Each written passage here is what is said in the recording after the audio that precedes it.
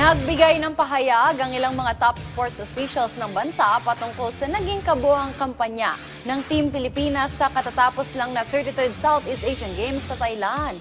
Para sa detalye, narito ang report ni Paulo Salamatin.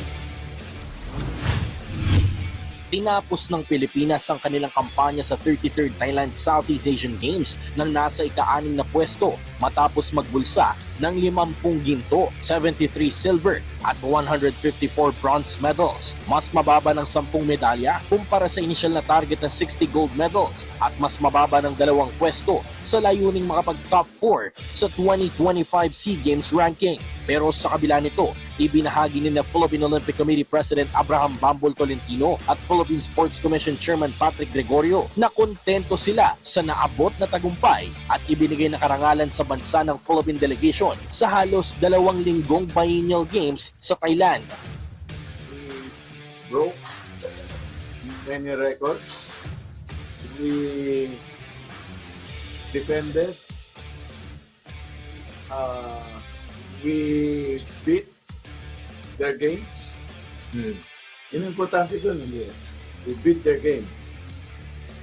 We defended our games.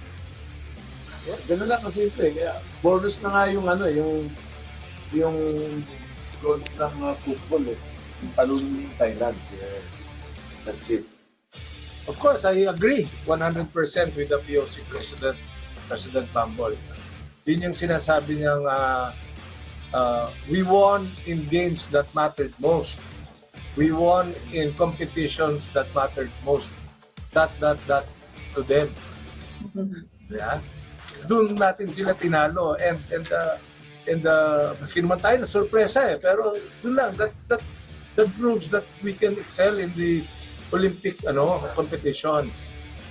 Kabilang sa mga tampok na panalo ng Pilipinas, ang 2 gintong medalya ng Gilas Men's and Women's 5x5 basketball team, softball at baseball, 3 gintong medalya sa swimming sa pangunguna ni Kayla Sanchez, habang naghatid din ng ginto sina tennis star Alex Ayala, women's beach volleyball team, Filipino pole vaulter na si AJ Obiena at marami pang iba.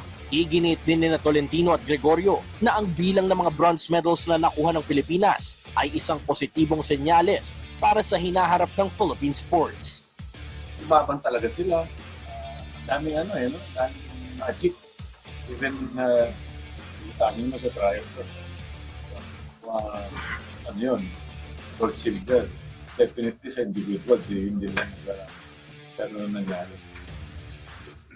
Tinulang, yes, tinulang tayo. Kung gano'n, dapat pala, may sarili tayo chef doon. Tayo na nagluto doon sa next day. Kasi may mangyayari.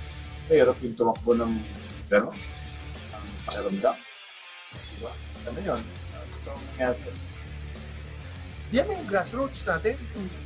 Yung bronze medals na yan ang grassroots natin. And mag-i-improve yan because we gave them an opportunity to participate in the Southeast Asian Games in Bangkok. So, ako very happy ako. Samantala, hinawakan ng Thailand ang pagiging overall champion matapos magtala ng kabuuang 233 gold medals, 154 silver medals at 112 bronze medals. Paulo Salamatin para sa Atletang Pilipino, para sa Bagong Pilipinas.